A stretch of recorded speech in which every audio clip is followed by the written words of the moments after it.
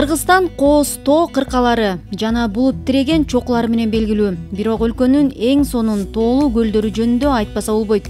Кыргызстанда 2000ге жакын көл бар. Алардын айрымдары абдан чоң көлдөр болсо, айрымдары ушунчалык кичинекей болгондуктан аларды картадан таппайсыз. Бир күнү жолуңуз түшүп, ал тоо көлдөрүнө барууну кааласаңыз же жөн гана ал кооз көлдөр тууралуу көрүүнү кааласаңыз, анда дүйнө бойлой көрсөтүүсүнүн кезектеги чыгарылышы сиз үчүн.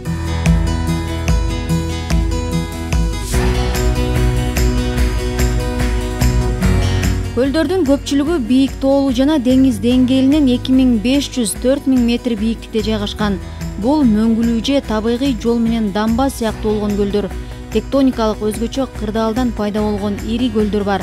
Алар Ысык көл, Соң көл жана Чатыр көл. Көптөгөн көлдөрдүн кооздугу ушунчалык адаттан тыш жана сыйкырдуу болгондуктан алардын пайда болушу жөнүндө көптөгөн уламыштар айтылып келет.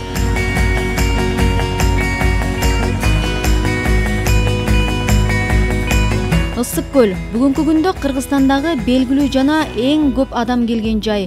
Көлдүн үстүңкү аянты 6236 чарчы чакырымды түзгөн. Дүйнөдөгү экинчи чоң тоо көлү.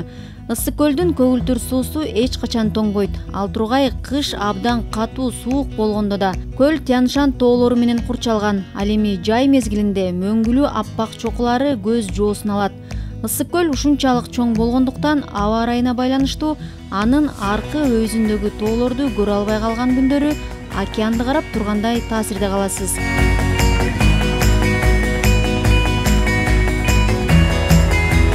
Тулпар көл Ош облусунун Памир тоолорунда деңиз деңгээлинен 3500 метр бийиктикте жайгашкан. Анын эң бийик жери Ленин чокусу. Көлдү жашыл тоолор курчап турат. Алар курч чокулары менен булуттардын ары жагына, түбөлүк муз аймагына чыгышат. Көл алыста экенине карабастан, туристтер жана саякатчылар жыл сайын жайкысын Тулпар көлдүн ажайып кооз көрүнүшүн көрүү үчүн келишет. Коңшу айылдан көлгө ат менен, ал эми Ленин чокусундагы базалык лагерден жөө барууга болот.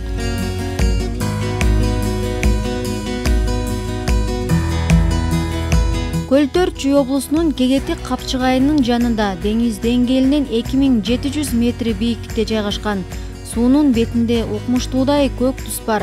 Көлдүн жанында карагай токойлору жана кооз шалбаалар курчап турат. Көлгө баруучу жолдогу тоо боорулору жаз жана жай мезгилдеринде жапайы гүлдөр менен көркүнө чыгат.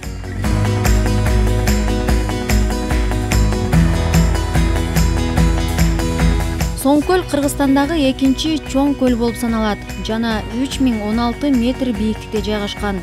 Көлдү жашыл жайыттар курчап турат жана Кыргызстандагы эң кооз жерлердин бири деп эсептелет.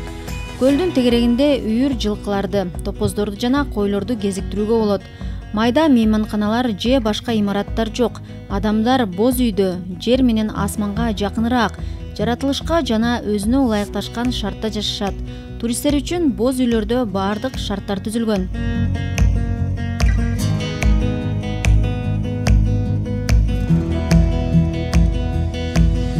Мерцбахер Кыргыз тоолорундагы жоголуп бараткан көл.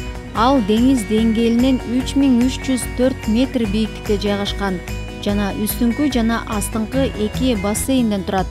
Жыл сайын муздун ачылышынын натыйжасында Мерцбахер көлү адегенде суунун дээрлик бардыгын жоготот. Андан кийинки ачылышка чейин суу толуп турат. Көлдүн ачылыш учурун көрүүнү каалаган туристтер жайкысын Мерцбахер көлүнө чогулушат.